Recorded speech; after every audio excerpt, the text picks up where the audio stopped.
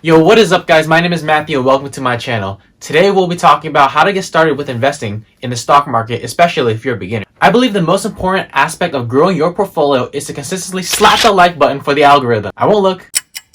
Okay, jokes aside, it's always important to consistently invest and make it a top priority in your life. Stick around to the end to hear what kind of investing tips I have for you. Without further ado, let's get right into the video. Before you even get started investing in the stock market, it's important to have an emergency fund. And an emergency fund is a fund that will have 3 to 6 months of our expenses that we can live off of in the event that we have to pay for medical bills or we might lose a job. This money that you have in an emergency fund would be maybe in a savings account where you'd be able to get some kind of interest on it per year. Essentially, you want something that's liquid that you can pull out in the event of an emergency. If you're young and still live with mom and pa, you don't have to pay for rent or food, which means that it makes sense to not have this emergency fund if you would not like to. After you set up your emergency fund, it's important to have a Roth IRA. A Roth IRA is an individual retirement account that allows you to grow your money tax-free, and you're able to withdraw that money at 59.5 without paying any taxes on it. The yearly contribution for a Roth IRA is $6,000. Once you turn 50, you can contribute $7,000. It's so strong that they have to put a limit on it. When you invest in a Roth IRA, you are essentially investing your after-tax dollars,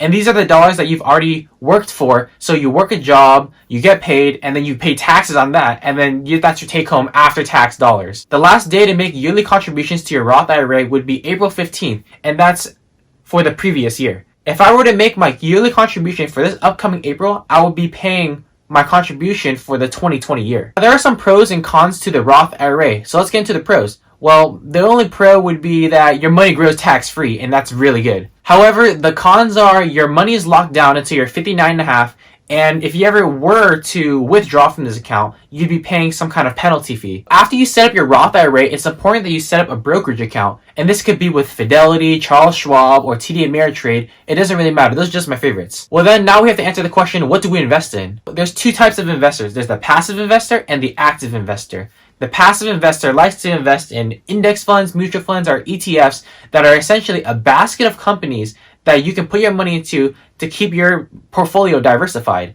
And this would be to not put your money into any one company, but to be spread out among a bunch of other companies. So if one fails, then you have another one to make up for that. The average stock market return for the past 10 years has been 9.2%, which is really good. So if you're in the same boat as a lot of other people that don't want to do active research on stocks or companies in general, and just want to invest your money in the markets and try to make money over the years, then I suggest putting it into index funds, mutual funds, and ETFs to make sure that you're that passive investor that's getting money as time goes on. Next is the active investor who likes to invest in individual stocks. And when you're an individual investor, you want to make sure you're picking the best companies. You want to make sure you're researching the company, researching the management team, digging through the financials, listening to conference calls, and just knowing the risks that the company holds. You should always keep up with your company and see what they're doing now and what they have planned in the future. And if something changes about the company fundamentally, let's say they get a new management team or they're canceling a line of one of the businesses that they have, then it would make sense to get out of this company and put your money somewhere else. As a general rule of thumb, you want to make sure that you're investing in the companies that you know and love that have a 3 to 5 to 10 year outlook in the future. These could be companies that you use every single day.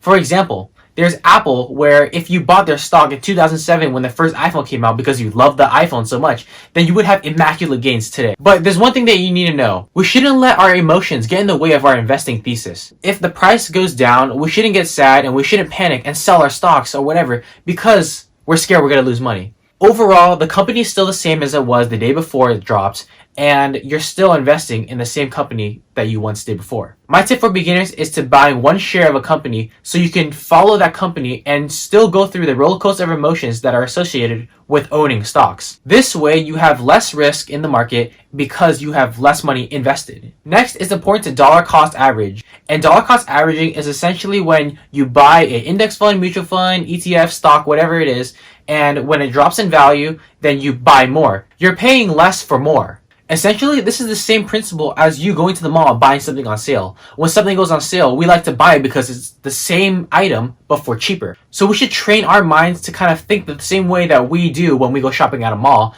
and implement those ideas for when we invest. So that way we can get a higher ROI because our money is averaged lower and lower every time we invest when the stock price drops. Next, it's always important to be knowledgeable. One of the tools that I use is a CNBC app. And the CNBC app allows me to just do research on the market in general or just to see what's happening in the economy. By reading these articles and reading these stories, you'll be able to get a grasp of what kind of terminology happens in the stock market and just to have a better understanding of how business operates in the world. We always want to make sure that we continue to learn. So one of the things that you can do is maybe like reading a book, but nowadays you don't really have to pay to read a book because you can just find that online by searching the book title and the PDF at the end.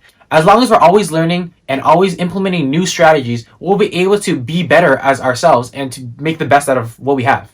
It's important to join communities that have like-minded individuals, so you'll be placed with people that are just like you who want to invest for their future and want to retire early maybe. Overall, it's important to know that regardless of the investing strategy that you choose, everyone is bound to make mistakes. And it's how we come back from these mistakes to make us a better investor. When you make mistakes as well as hear other people's mistakes, you can implement that into your own brain and just know of what to avoid and what to keep. As the saying goes, practice makes progress. Well, nothing's perfect, but we can always make sure that we are progressing and bettering ourselves every single day. That being said, if you enjoyed the video, make sure to like, subscribe, and follow me for more content around stocks and investing. If you learned something new today, make sure you let me know in the comment section. Also, check out today's quote. You might just pick up something new. If you made it to the end of the video, you are an absolute beast, and thank you for watching.